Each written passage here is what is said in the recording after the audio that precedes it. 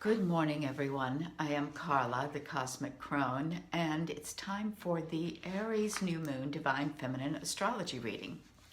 Sunday, we have the very first full moon of the new astrological year.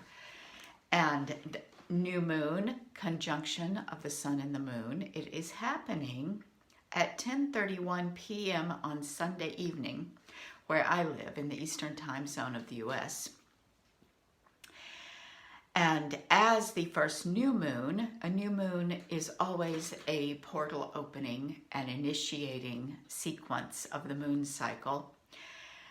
And this is the initiating moon cycle of the year. We did have the Libra full moon with the sun opposite the sun in Aries. But that was like picking up the back half of the Pisces new moon cycle. So this is initializing, igniting. Let's use that fiery word, an igniting new moon. So what are you igniting right now at the new year, the astrology new year? Chances are, something came up at equinox, because that was New Year's Day of the astrology new year. And now that you've settled into, it's a new season, spring in the north and autumn in the south. It's time to kind of pick up the threads. What opened up for you, or what sometimes at one of the cross quarters, what we're doing is asking. So we ask, what am I meant to do here? What is coming to me? How am I to show up? What am I to let go of in order to show up? Always, if you're letting go, know what you're bringing in. And you've had a couple of weeks now to think about it. So, at this new moon, what are you bringing in? What are you initializing or igniting with this Aries fire energy? And this new moon at 22, my numbers are so tiny here, but I believe it is 22, 23.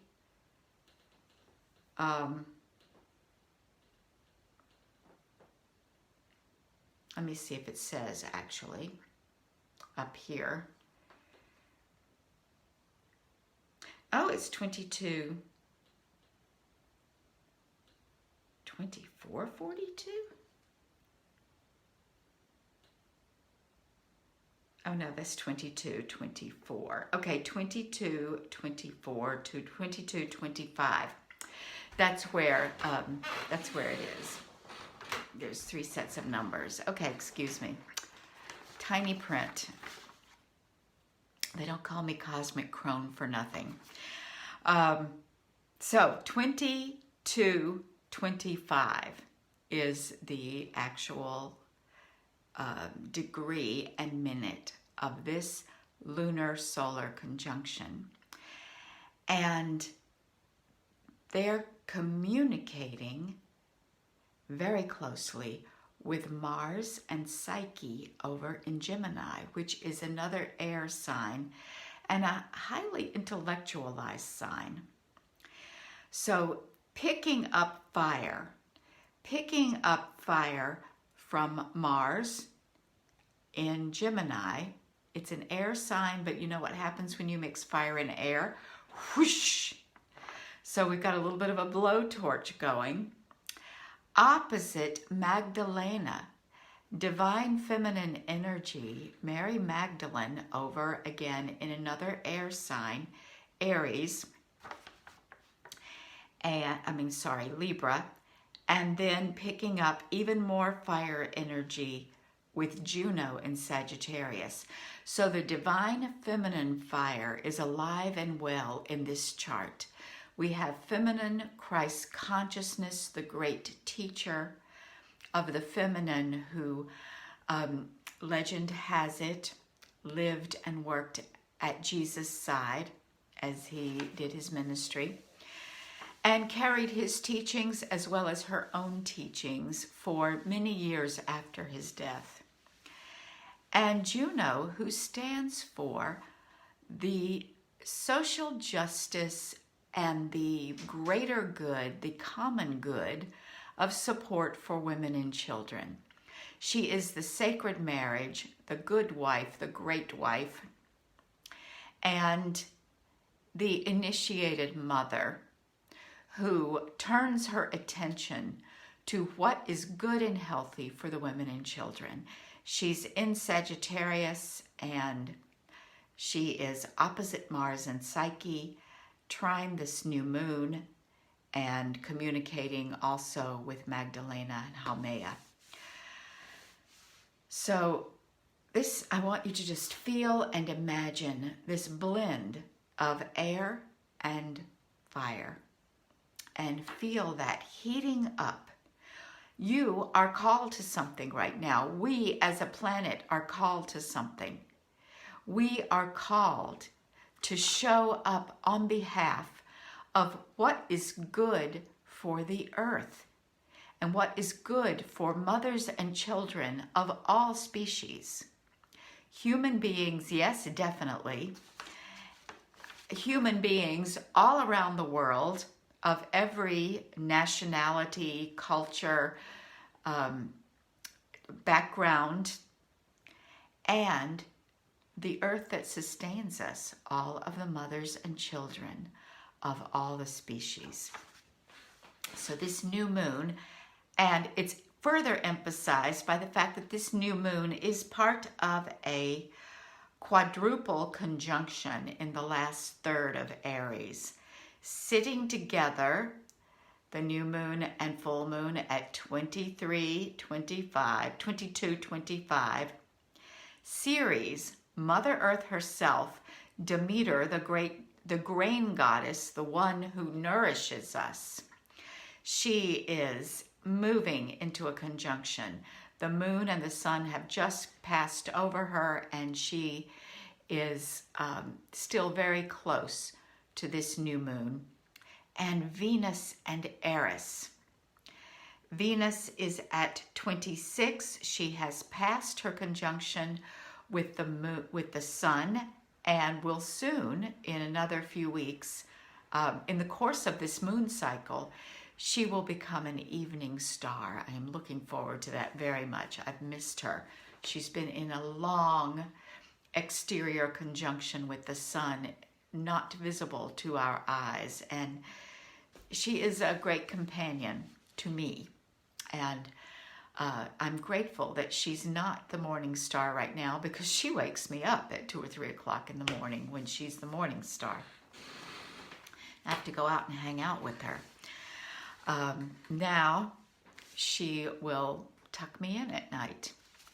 She will be visible during the height of her apparition as the evening star. She will be a brilliant light in the early evening sky. So she is moving on, heading towards her home sign of Taurus, and in between them, in between this new moon and Venus, is Aries, the planet of discord. Do you want to piss patriarchy off? Do you want to cause trouble for patriarchy? Then elevate the status of women and children above that of corporations and institutions and the, quote, moral high ground. Give power to women. Make their priorities the priorities of the institutions of our modern world. And you are, in effect, dismantling patriarchy from the inside. Thank you, Aries, for reminding us that that is why we are here, and that anything you are initializing, igniting with this new moon needs to take that into consideration. You need to be making waves, making trouble. Do not be afraid to piss people off, to break some rules. Aries is, I just read a book that told the story of the Trojan War from the perspective of the women. all of the women, the goddesses, the goddesses and the humans and the female characters of all the epics. Sometimes they just get a line, and this author wove their story based on what she knew or could infer. And Aries, Aries is a nasty piece of work in this. She's seen as somewhat dysfunctional. She sows chaos everywhere because she just doesn't really have any social skills or know what else to do with herself. She has tons of energy. And Aries as a goddess had that darkness to her. Aries as an energy that we human beings embody, that we can learn to incorporate and contain within ourselves and work with. She represents breaking the rules and kicking down the pylons, the supports of patriarchy. So that's what we're here to do. That's what I'm here to do. And this new moon is lighting that up. This is all happening in Aries. Another thing that is happening, the dark goddess is incredibly evident in this chart because the darkest version of Lilith is also activated. She's also at 26. Algol is at 26 Taurus, and she is square Jupiter at 25 Aquarius, and she is she's in an exact trine to Pluto at 26 Capricorn. So the dark goddess, the demonized goddess, who patriarchy sent away the monotheistic deities, the male deities who took over at the so-called dawn of civilization. They turned the goddess into a demon. And they started very early, and they continued it until nowadays those of us who are returning to the feminine, returning to the goddess, and wanting to understand this other aspect of the divine that has been suppressed. We see her, we approach her with fear because patriarchy fears her. Once again, she is here to topple the false constructs, the imbalance of patriarchy that says the divine feminine is evil, satanic, a devil, a demon, and that the power of women must be suppressed and controlled because it is so dangerous. And it is dangerous. Dangerous to you, not dangerous to us. So Algol, the Lilith star, the demonized goddess, is working in, she's got a lot of energy locked up with Jupiter, who is the second largest object in our solar system after the sun. The biggest planet, the king of the gods, and he represents expansion, generosity, abundance, and wealth. And also making bigger anything else that's going on. So when you are creating, igniting at this new moon, be aware that to one side of you is the dark goddess and to the other side of you is Jupiter. And you want to bring those energies together. Settle in with yourself and do some meditation around how shall those energies come together in you and be expressed through you. They are in a flow. The divine feminine is really all about life. She is the original great mother, no matter what you may have been told about her. And she is very much tuned in to what we talked about earlier with, let's see, she's in an aspect, kind of a wonky aspect with Juno over in Sagittarius. But she is very much tuned in to doing whatever it takes to have the feminine and life itself through the children supported. And she doesn't really care what else happens.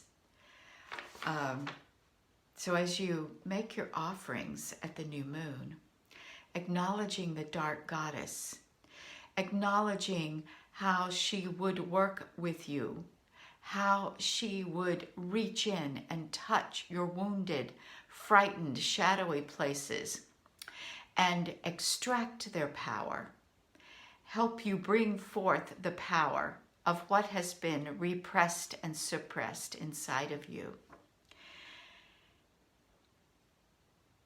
And then connect that with the expansive energy of, and the blessing energy of Jupiter. Be really clear about what you are desiring and what you are creating and why. She's also connected in a flow to Pluto. Pluto in Capricorn is, he represents, Capricorn represents institutions, corporations and governments and organized religion and the rule of law. And Pluto there has a double-edged sword. On the one hand, he represents the potential for death and destruction within that system. And on the other, he's almost like stealthily, all these years that he's been in Capricorn, he is stealthily holding space for the death, destruction, and transformation of all of these institutions that have held the earth in this kind of grip, this grip of reason, this grip of power maintained by dominance, colonization, and violence. And Pluto, when he is looking at Algol, and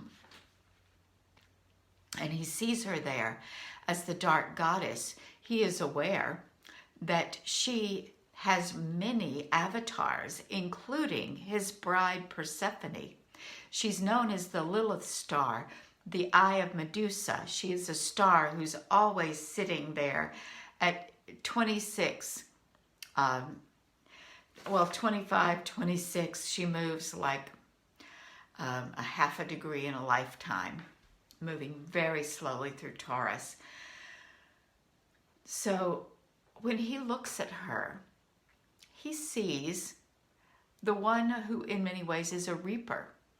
She has the energy of Sekhmet, of Kali, who cuts down that which is out of alignment with divine will, who insults the truth. He also sees his bride Persephone, who becomes the dark goddess, the queen of the underworld, for half the year. He sees all of these female demons who did not start out that way.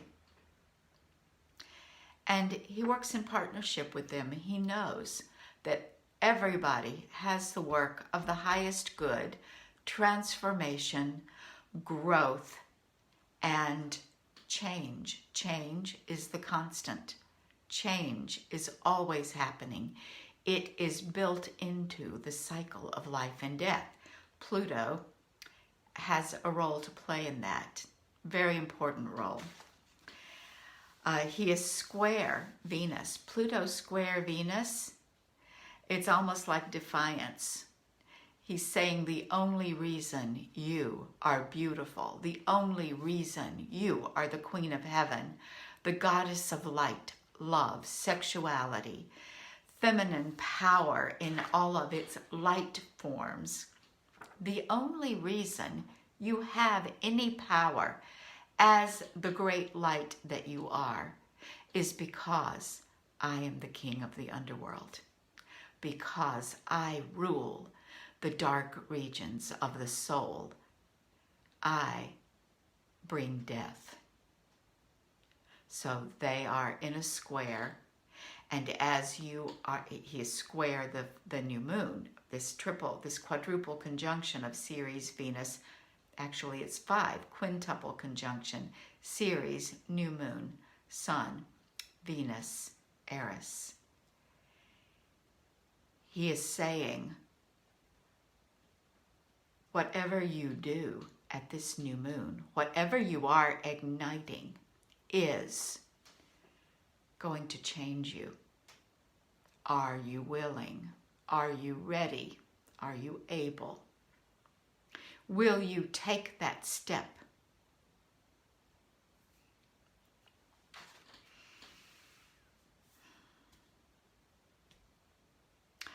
I think that is a good place to end this reading.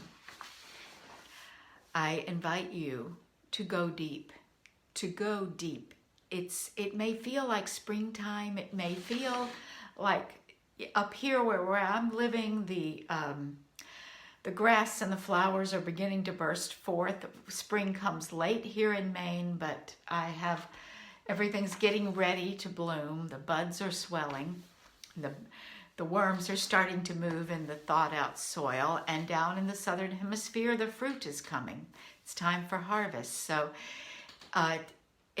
you may recognize that is telling the story of Ceres and Venus and Persephone and the dark goddess and Pluto, because there is no blossoming, there is no sprouting without death, there is no fruiting. Fruiting is the last step before death. We are in this cycle, and we are all called to do our part, tapping into the great love that is here for us as citizens of the planet, as beings within nature. So I wish you a blessed new moon, and may your visions and your projects that you are igniting carry the blessings of Jupiter and Venus. Aho.